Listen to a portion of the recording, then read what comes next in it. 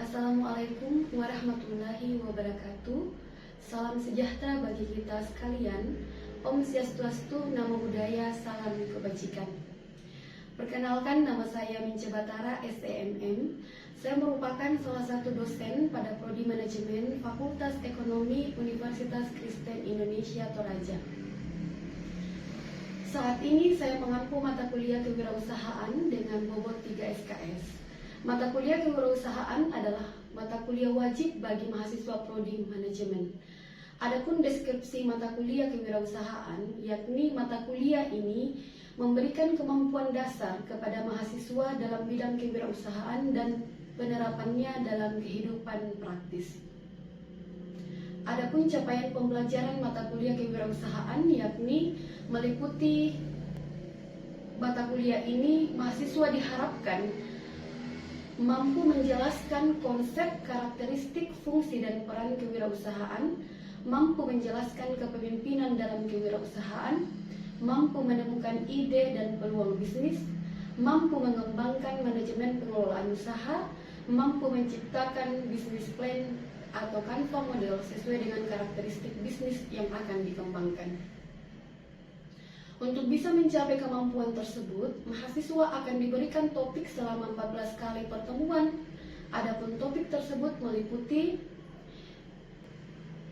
ruang lingkup disiplin kewirausahaan, konsep, konteks, dan hakikat kewirausahaan, karakteristik dan nilai-nilai kewirausahaan, sikap dan kepribadian wirausaha serta motivasi berprestasi, jenis, fungsi, dan peran kewirausahaan, kreativitas dan keinovasian, modal dalam proses kewirausahaan, ide dan peluang kewirausahaan, serta modal pengembangannya.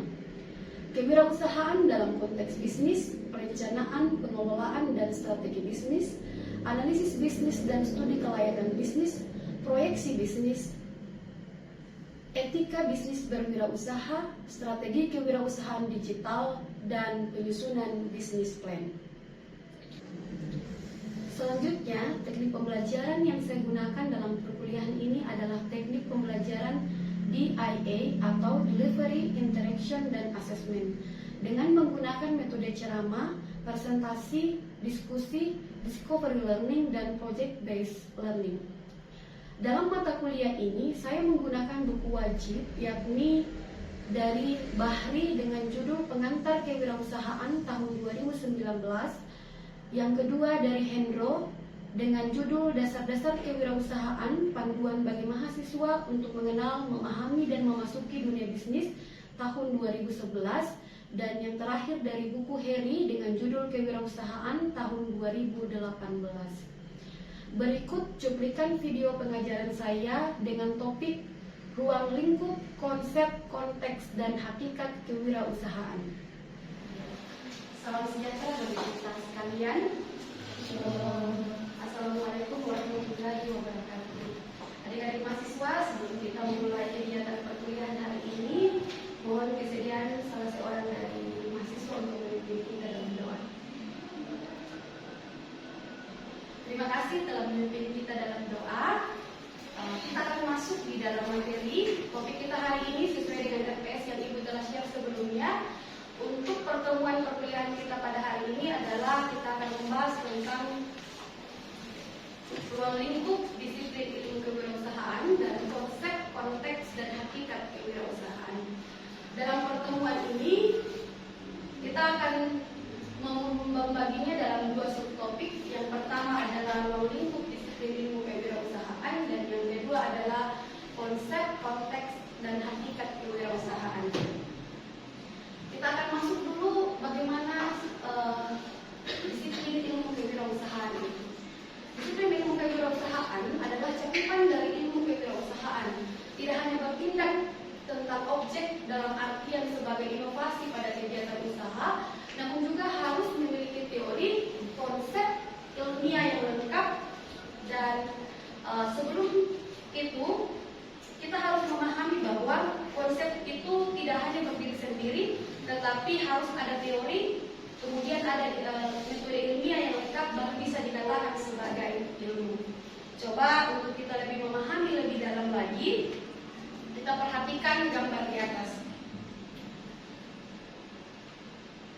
Kira-kira yang tampil di atas itu adik-adik apa yang terbesit dalam pikiran Anda?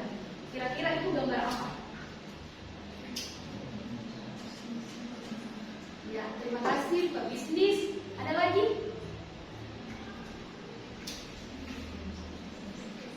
Oh iya, ada yang mengatakan orang kerja di kantor. Ya, terima kasih atas jawabannya. Tapi walaupun berbeda dalam penjelasan, tapi pada intinya bahwa hanya ada satu gambaran bahwa gambar di atas itu menunjukkan tentang angkatan kerja dengan berbagai profesi masing-masing. Jika ada angkatan kerja, maka seharusnya ada namanya bisnis atau lapangan kerja. Tetapi pada kenyataannya adalah sekalipun angkatan kerja tinggi, namun lowongan kerja atau lapangan kerja akan semalah saat ini semakin sempit. Hal ini dampak dari pandemi COVID, di mana banyak usaha-usaha bisnis yang mengalami kendala sehingga mau tidak mau banyak yang harus pilot atau mengalami krisis keuangan. Dan meskipun adanya krisis global, tetapi kebutuhan akan lapangan kerja itu tidak bisa dihentikan. Mengapa demikian? Karena semua orang membutuhkan pekerjaan. Ada pada gambar di atas itu semua orang membutuhkan pekerjaan agar mampu memenuhi kebutuhan dasarnya, yakni kebutuhan untuk makan. Ya. Kebutuhan manusia itu adalah yang akan menjadi persoalan perlu untuk diatasi oleh setiap orang. Tidak mungkin orang tidak mau mengatasi kehidupannya. Sehingga dapat disimpulkan bahwa ilmu kewirausahaan merupakan ilmu yang mempelajari tentang nilai, kemampuan, dan perilaku seseorang dalam menghadapi tantangan hidupnya untuk memperoleh peluang dengan berbagai risiko yang dihadapinya. Ya. Jadi ilmu kewirausahaan diulang adalah suatu disiplin ilmu yang mempelajari tentang nilai, kemampuan, perilaku seseorang dalam menghadapi tantangan hidupnya untuk bisa memperoleh peluang dengan berbagai risiko yang mungkin akan dihadapinya. Setelah kita memahami tentang disiplin ilmu kewirausahaan, kita akan masuk ke dalam apa sebenarnya pengertian dari kewirausahaan. Pengertian kewirausahaan itu terdiri atas dua definisi. Pertama itu berdasarkan asal katanya, dan yang kedua berdasarkan ahli. Kalau berdasarkan asal katanya dalam bahasa Indonesia itu yang berasal dari kata kewirausahaan itu terdiri atas 3 suku kata. Pertama adalah wira yang berarti manusia unggul, pahlawan, pendekar, teladan, berbudi luhur, berjiwa besar, gagah berani, serta memiliki keagungan watak. Sedangkan kata swa itu berarti sendiri atau mandiri, dan tah itu artinya tegak berdiri. Jadi dapat disimpulkan bahwa kewirausahaan menurut asal katanya adalah manusia unggul yang mandiri dengan tegak.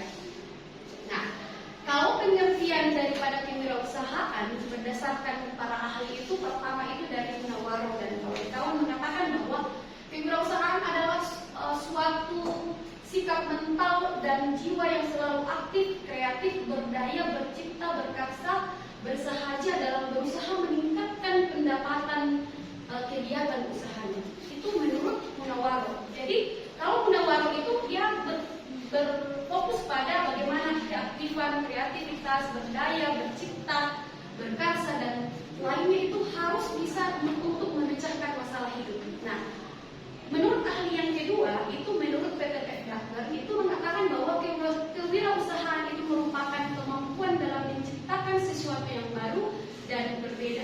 Jadi di garis bawahi adalah membuat sesuatu atau menciptakan sesuatu yang baru dan berbeda. Sedangkan menurut ahli yang ketiga itu mengatakan bahwa dari Stimerer mengatakan bahwa kewirausahaan adalah suatu proses penerapan kreativitas, inovasi, memecahkan persoalan dan menemukan peluang untuk memperbaiki kehidupan atau usaha. Nah, yang terakhir menurut ahli yang keempat adalah dari Rotke. Kalau Rotke ini hampir sejalan dengan yang disampaikan oleh Peter F. Drucker. Ya, Peter F. Drucker ini mengatakan tadi bahwa menciptakan sesuatu yang baru. Sama hal dengan yang dilakukan disampaikan oleh Rotke bahwa Kewirausahaan adalah proses menciptakan sesuatu yang baru dan berbeda yang belum pernah ada sebelumnya. Sehingga berdasarkan asal katanya, maka kita dapat mengatakan bahwa berdasarkan asal kata dan pengertiannya, maka kita bisa mengambil satu kesimpulan pengertian dari kewirausahaan adalah proses mengubah ide menjadi suatu usaha. Proses mengubah ide menjadi suatu usaha. Jadi esensi dasar dari kewirausahaan adalah mengidentifikasi masalah yang perlu dipecahkan dan mencari ide serta memberi solusi untuk memecahkan masalah tersebut. Kalau kita berbicara tentang wirausahawan itu apa? Wirausahawan adalah orang yang menjalankannya. Kalau ditanya apa pekerjaannya, wirausahawan berarti dia pelaku usaha, melaksanakan aktivitas usaha. Nah, dalam objek studi kewirausahaan, kita akan memahami tentang apa yang dimaksud dengan objek studi kewirausahaan.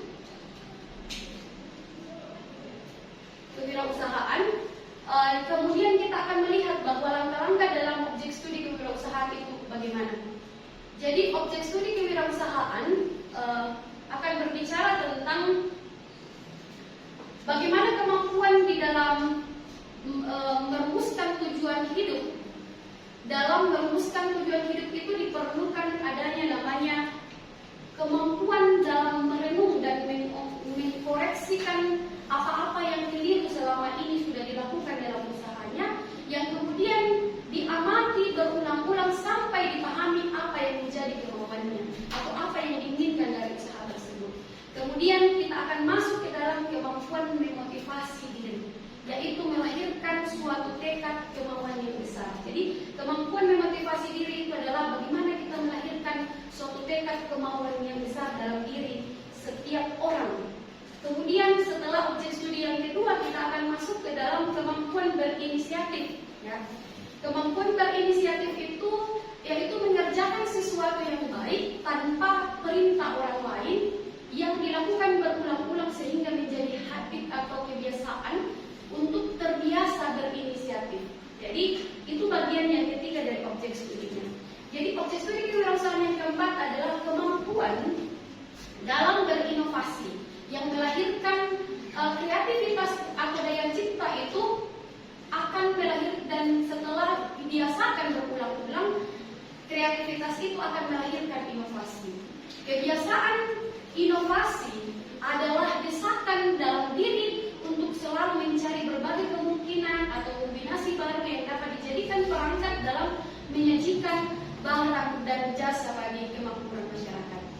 Jadi setelah kita berinovasi, kita akan masuk dalam pembentukan modal, kemudian kemampuan mengatur waktu, kemampuan dalam mental yang dilandasi agama. Dan pada ujungnya dari objek studi kewirausahaan itu adalah kemampuan membiasakan diri mengambil apapun itu hikmahnya untuk semua hal yang terjadi, baik itu buruk, dan dijadikan sebagai pelajaran untuk bisa membenahi diri. Jadi ruang lingkup kewirausahaan itu ada beberapa bidang. Yang pertama itu adalah bidang agraris atau pertanian atau perkebunan. Jadi kewirausahaan itu tidak hanya berdagang di toko, tetapi bisa juga lapangan agraris ini atau pertanian itu bisa dijadikan sebagai sumber kewirausahaan. Yang kedua adalah peternakan dan perikanan. Yang ketiga adalah pemberi jasa, seperti misalnya Anda membuka salon, Anda membuka jasa pengiriman dan lain sebagainya. Lapangan pertambangan dan energi itu boleh dijadikan sebagai lapangan untuk dari sisi kewirausahaan. Yang berikutnya adalah lapangan industri dan kerajinan. Ini semua cakupan tentang topik tentang ruang lingkup disiplin ilmu kewirausahaan. Nah, kita akan masuk di dalam ruang lingkup dari konsep, konteks dan hakikat kewirausahaan yang menjadi bagian dari topik yang kedua. Ya, jadi kita akan membahas dulu sebenarnya konsep daripada kewirausahaan itu apa. Jadi menurut Alma di teori ini sudah ada sejak 2010 mengatakan bahwa kewirausahaan adalah seorang wirausaha yang mampu mengkombinasikan sumber daya, tenaga kerja, peralatan ataupun hal lainnya menjadi sesuatu yang memiliki nilai lebih dari sebelumnya, sekaligus orang yang memperkenalkan sebuah perubahan, inovasi dan perbaikan produk secara terus-menerus, ya. Jadi hal ini yang diungkapkan oleh Alma bahwa orang yang bisa melakukan kemampuan mengkombinasi itu sumber daya, tenaga kerja, peralatan itu untuk bisa diinovasikan dan akan menghasilkan sesuatu untuk pencapaian tujuan. Konteks kewirausahaan. Apa yang dipahami dari konteks kewirausahaan? Ternyata dalam konteks kewirausahaan itu dilihat berdasarkan sudut pandang dari sisi pertama itu dari sisi ekonomi. Ya, dari sisi ekonomi itu kewirausahaan merupakan gabungan dari beberapa faktor produksi seperti SDM, sumber daya manusia, sumber daya alamnya, materialnya maupun peralatan lainnya. Penggabungan tersebut bertujuan untuk meningkatkan suatu nilai menjadi lebih tinggi dari sebelumnya. Jadi itu dari sisi ekonomi. Dari konteks secara ekonomi kemudian kita masuk ke bisnis. Dalam bisnis, pelaku wirausaha yang lain itu dianggap sebagai saingan dan ancaman. Itu dari konteksnya kewirausahaan. Jadi yang pelaku usaha lain itu dianggap sebagai ancaman atau saingan. Dan tak jarang para pelaku wirausaha juga melakukan beberapa kerjasama yang mungkin akan tercipta sebuah produk baru. Jadi bisa saja ada pembaruan, ada juga produk yang betul-betul baru. Nah, dari konteks yang ketiga itu yang disebut dengan psikologi. Dari konteks psikologinya dikatakan bahwa pelaku wirausaha biasanya mendapatkan dorongan kuat sehingga memiliki kekuatan untuk memperoleh tujuan. Tak hanya itu, pelaku wirausaha juga dianggap selalu membebaskan dirinya untuk melakukan eksperimen baru. Jadi dia bisa bereksperimen baru dalam sisi psikologi. Jadi dia tertantang untuk melakukannya. Jadi dari konteks yang keempat itu kita akan berbicara tentang konteks dari sisi permodalan juga. Permodalan itu dipandangnya permodalan sebagai pelaku wirausaha dianggap mampu menciptakan kesejahteraan bagi orang lain yang tentunya dibantu oleh penemuan-penemuan baru yang ditemukan di lewat adanya dorongan atau konteks dari sisi psikologi kewirausahaan. Kita masuk ke dalam apa sebenarnya inti daripada kewirausahaan. Ya, kita akan memahami dulu bahwa hakikat kewirausahaan itu adalah bagaimana kemampuan kita dalam berkreatif, mengkreatifkan sesuatu, menginovasikan untuk menciptakan yang disebut peluang. Inti daripada kewirausahaan itu adalah menciptakan hal baru dari proses dan metode barang atau jasa. Dan pada akhirnya kita akan berbicara ketika kita memahami hakikat dan inti daripada kewirausahaan adalah sebenarnya bagaimana menjadi sukses itu. Kita akan menjadi sukses ketika kita memiliki pemikiran kreatif, inovatif, ya, dan juga bisa menentukan hal baru dan berbeda. Karena kreatif dan inovatif itu akan menghasilkan sesuatu yang berbeda. Jadi apa yang dimaksud dengan kreatif? Kreatif adalah kemampuan untuk mengembangkan ide baru dan cara-cara baru dalam memecahkan permasalahan dan menemukan peluang. Sedangkan inovasi, kemampuan untuk menerapkan kreativitas dalam rangka pemecahan masalah dan menemukan peluang. Oke. Sejauh ini, sebelum mungkin akan ada sesi nanti bertanya, silakan isi absennya.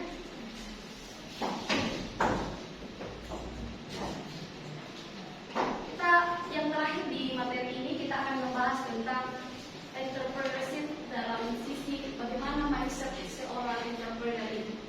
Ya, entrepreneur mindset. Entrepreneur mindset atau pola pikir. Sebenarnya bagaimana pola pikir dasar seorang wirausaha supaya bisa menjadi wirausaha yang sukses, ya? Menurut McGrath dan McDillan, ada 7 pola pikir dasar yang harus kalian gali dalam diri kalian masing-masing, supaya itu bisa mendorong kita untuk bisa memiliki peluang menjadi usaha atau pelaku usaha, ya.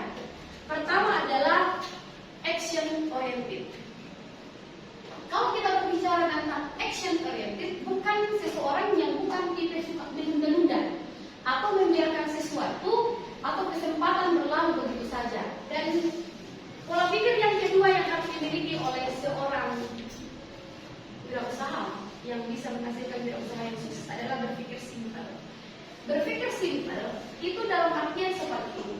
Sekalipun dunia telah berubah menjadi sangat kompleks, mereka selalu belajar menyederhanakannya. Sekalipun berilmu tinggi, mereka bukanlah manusia teknis yang ribet dan menghendaki pekerjaan yang kompleks. Mereka melihat bukan manusia yang semuanya harus terbatas ribet, sulit, semuanya sulit. Tetapi mereka menghendaki pekerjaan, malah mereka menghendaki pekerjaan kompleks. Mereka melihat persoalan dengan jernih dan menyelesaikan masalah satu demi satu secara bertahap. Ya. Jadi mereka sesuatu itu sulit, tapi mereka membuatnya menjadi sederhana atau lebih mereka menurutkan bagaimana menyelesaikannya. Jadi orang yang menganggap masalah itu kompleks, mungkin ciri-ciri seperti itu adalah orang yang harus mengubah pola pikirnya. Karena masalah yang kompleks itu adalah sesuatu yang harusnya lebih menantang. Nah, yang ketiga adalah mereka selalu mencari peluang baru. Kenapa perlu usaha yang baru? Karena apakah itu peluang usaha yang benar-benar baru ataukah peluang dari usaha yang sama? Untuk usaha-usaha yang baru, mereka selalu mau belajar yang baru. Membentuk jaringan dari bawah, menambah landscape atau skop usahanya. Sedangkan untuk usaha yang sama, mereka selalu tekun mencari alternatif baru seperti model, desain yang baru, dan platform, apakah itu juga bahan bakunya, energinya, kemasannya, dan struktur biaya produk. Itu semua dikombinasi mana yang paling tepat. Mereka meraih keuntungan bukan hanya dari bisnis atau produk baru, tetapi juga mereka mencari cara-cara baru. Nah, yang keempat, pola pikir yang harus dimiliki dasar oleh kita semua, terutama adik-adik mahasiswa. Yang keempat adalah mengejar peluang dengan disiplin ini. Ya, ini butuhkan kedisiplinan. Seorang wirausaha bukan hanya awas atau selalu berhati-hati, waspada, tetapi memiliki mata yang tajam dan melihat peluang atau memiliki penciuman yang kuat terhadap keberadaan peluang itu. Namun mereka bergerak ke arah itu. Peluang bukan hanya dicari, melainkan diciptakan. Memfokuskan energi adalah bagian terakhir pada mindset yang harus dimiliki, ya. Memfokuskan energi setiap orang pada bisnis yang dimiliki. Seorang wirausaha tidak bekerja sendiri. Ia menggunakan tangan, pikiran banyak orang, baik dari dalam perusahaannya sendiri maupun dari luar. Mereka membangun jaringan daripada melakukan semuanya berdasarkan impian mereka sendiri. Ibarat seorang dirjen musik yang mengumpulkan seluruh pemusik-pemusik yang ahli dan memainkan instrumen-instrumen yang berbeda untuk menghasilkan nada-nada yang berbeda dan musik yang disukai oleh teman-teman. Untuk itu adik-adik, ia seorang wirausaha yang fokus pada usahanya. Untuk itu ia harus memiliki kemampuan untuk mengumpulkan orang, membangun jaringan, memimpin, menyatukan gerak motivasi dan komunikasi. Sehingga dari 7 rayap tadi kita mengatakan bahwa sehingga ada 7 mindset ini yang harus Anda gali dalam diri kalian tersebut. Apakah kebiasaan itu sudah mulai ada 3 atau 4? Bangunlah menjadi 7 kebiasaan atau habits kalian semua, maka kita akan bisa mendorong diri kita menjadi wirausaha yang berhasil dan hebat. Oke, itu pemaparan yang Ibu bisa sampaikan. Adakah yang ingin bertanya? Ya, silakan. Apakah setiap orang itu bisa menjadi wirausaha? Tidak. Ya, terima kasih atas pertanyaannya. Jadi semua orang punya peluang menjadi wirausaha. Bagaimana caranya? Tadi Ibu sudah sampaikan ada 7 mindset. Kalau hari ini Anda hanya memiliki 2 atau 1, bangun itu. Karena itu adalah kebiasaan. Habit itu dibangun, kebiasaan. Jadi kalau kita sudah bisa membangun 7 habit itu, maka kita akan bisa menjadi wirausaha yang hebat. Biarpun Anda tidak memiliki keturunan seorang wirausaha bahwa orang tua saya hanya bekerja sebagai petani, tapi kalau Anda melaksanakan 7 habit tadi yang harus dimiliki dasarnya, maka Anda akan bisa menjadi wirausaha. Oke. Ada yang bertanya lagi? Kalau tidak ada, mohon absennya dikembalikan. Baik, sebelum Ibu mengabsen, kira-kira Ibu mau mengecek dulu, apa kalian paham lebih jauh tentang apa yang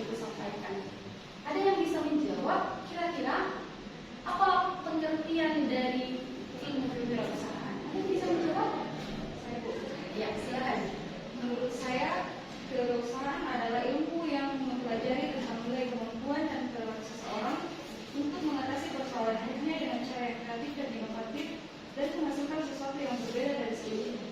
Oke, terima kasih. Tepuk tangan buat teman-teman. Iya, betul sekali yang disampaikan temanmu bahwa kewirausahaan itu berbicara tentang bagaimana nilai kemampuan seseorang dalam menghadapi tantangan hidup dengan berbagai inovasi dan kreativitas dalam mencapai tujuan yang diharapkan. Demikian, terima kasih. Untuk tugas, Ibu akan menampilkan di layar